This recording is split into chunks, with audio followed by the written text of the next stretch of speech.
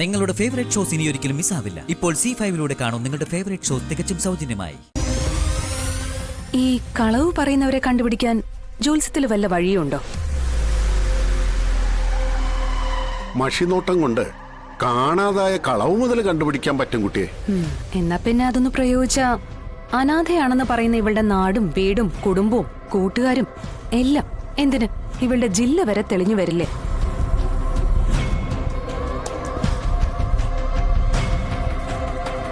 ഇത് എന്റെ മകന്റെ വിവാഹത്തിന്റെ മുഹൂർത്തം കുറിക്കുന്ന ചടങ്ങ.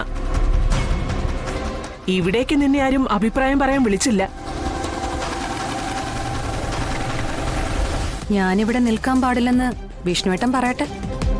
എടാ വിഷ്ണു, ഇവളോട് ഇറങ്ങി പോകാൻ പറ. അമ്മേ, ഇതുപോലത്തെ ഓരോ ചടങ്ങുകളൊന്നും വേണ്ടത് ഞാൻ അപ്പോഴേ പറഞ്ഞതാ. എന്നിട്ട് അമ്മ കേട്ടില്ലല്ലോ.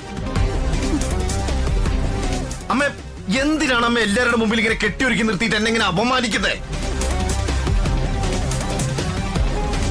സത്യാമ്മേ, ഞാനിപ്പോ എന്താ വേണ്ടത്? നാളും പൊരുത്തം ഒന്നും നോക്കണ്ട.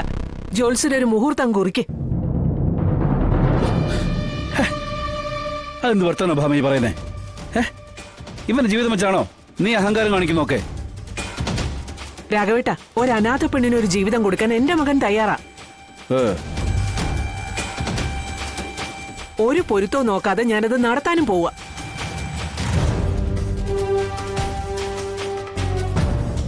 ഒരു അനാഥയ്ക്ക് കൊടുക്കുന്ന ജീവിതത്തിന്റെ നന്മയിൽ ഉള്ള രാശിദോഷമൊക്കെ അങ്ങ് മാറിക്കോളും.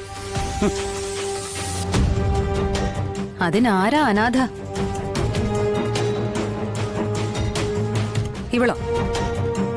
ഇവൾക്കൊരച്ഛനും അമ്മയുണ്ട്. അവരൊരുക്കിയ വിവാഹ നിശ്ചയ പന്തലിൽ നിന്നും അവരെ ധിക്കരിച്ച ഇറങ്ങിപ്പോന്നത് ഇവള്.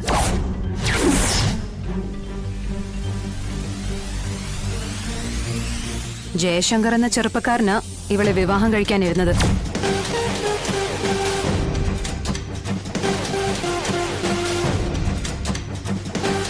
ശരിയല്ലേടി? ഈ പറയുന്ന ജയശങ്കർ ഇവിടെ വന്നിട്ടുണ്ട്, ഒന്നല്ല 2 തവണ.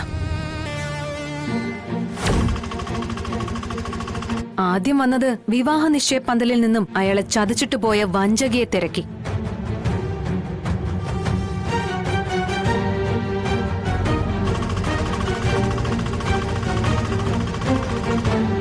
അന്ന് അയാള് കാണിക്കാൻ ശ്രമിച്ച ഫോട്ടോ ഇവിടെ ആർക്കും കാണാൻ കഴിഞ്ഞില്ല.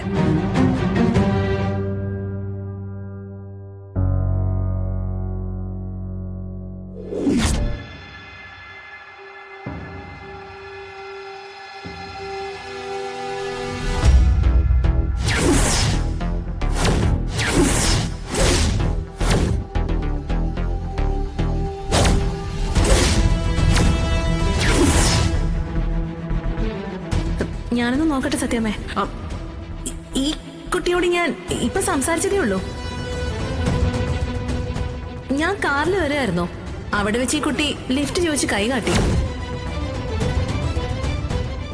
അന്ന് ആ ഫോട്ടോ കാണാൻ കഴിഞ്ഞിരുന്നെങ്കിൽ ഇന്ന് ഈ ചടങ്ങ് ഇവിടെ നടക്കില്ലായിരുന്നു.